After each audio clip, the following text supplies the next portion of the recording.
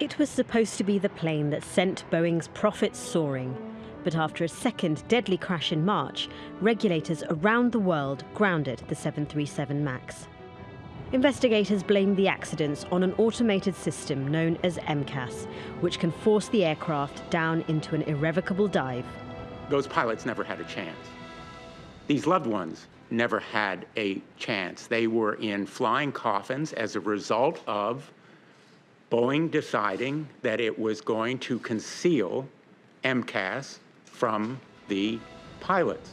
Boeing CEO Dennis Muilenburg was hauled before Congress in October to explain what went wrong. And as family members of the 346 victims of the two crashes sat behind him, he was forced to issue an apology. On behalf of myself and the Boeing company, we are sorry, deeply and truly sorry. Outside the hearing, families let out their frustration and anger. Frankly speaking, I'm not satisfied with Mr. Muilenburg. Apology is already gone, long time ago. It's crocodile tears. I don't accept that. I don't care for Mr. Muilenburg's remorse. I don't know what he feels inside. I get my solace from my friends and my family. 2 months later, Muilenburg was fired, along with several other senior executives. The company's hoping a change in top management could help it set a new course and get the plane back in the skies as soon as possible.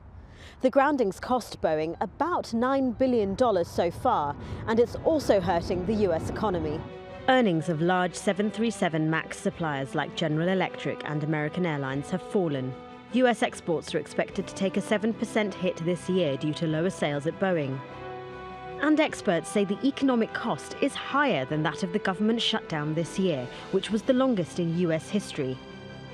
In December, Boeing took the extraordinary step of temporarily halting production of the 737 MAX, a move experts say could take an even bigger toll on the US economy. For Boeing to announce that it could suspend production, and we don't know how long that would be, is really going to create some chaos for the airlines that are involved in this, as well as the 600 or so companies that are part of the 737 MAX supply chain and Boeing itself.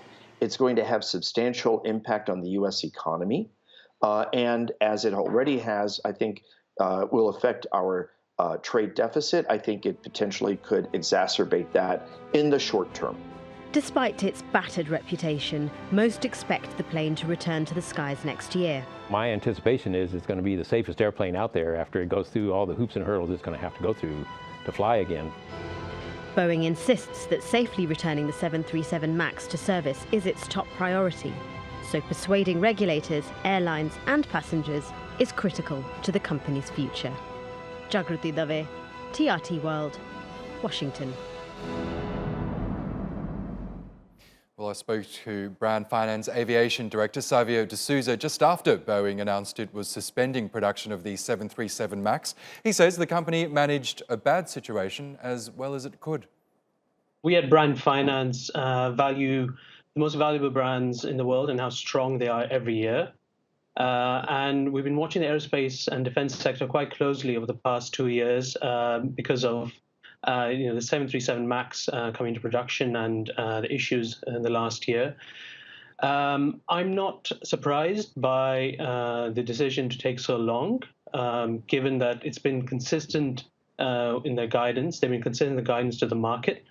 And the other thing you've got to remember is that the supply chain of Boeing is so large that the wider effect on their reputation, amongst their local suppliers, international suppliers, and the local economy, could have taken a larger hit if they've just stopped production abruptly. So in a way, they've managed a bad situation as well as they could have.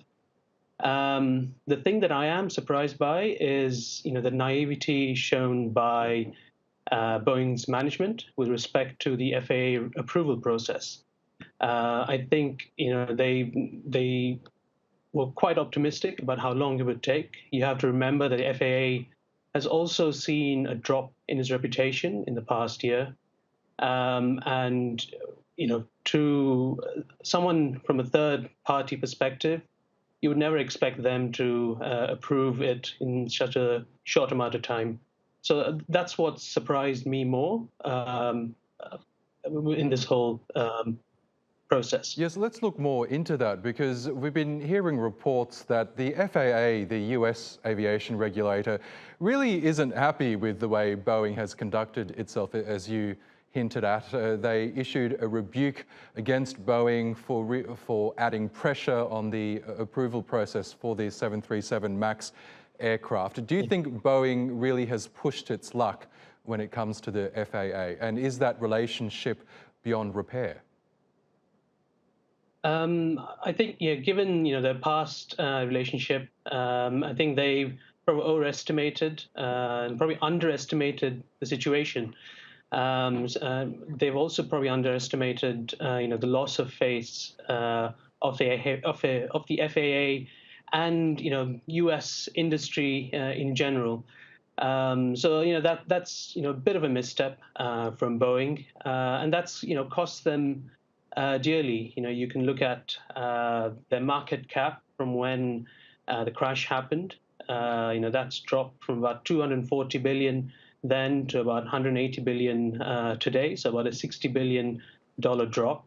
And there are lots of analysts forecasting that to get worse. Okay, now tell us more about what you think will happen in the future. Obviously, Boeing expects that the FAA will eventually recertify the 737 MAX aircraft, but do you think passengers, the flying public, will be happy to fly in them if and when they're allowed to return to the skies? That's an interesting question, because Boeing have never really, at least in the recent past, have had to deal directly with the flying public in terms of gaining the trust, explaining that the aircraft is safe to fly. So that's going to be something new for them to deal with. And the wider issue of regulators, other country regulators, getting them on side as well, and the airlines as well. So it's going to be a bit of a learning process. For the common man on the street, it's sad to say that a lot of them probably won't even know that they're flying on a 737 MAX until they're in the air.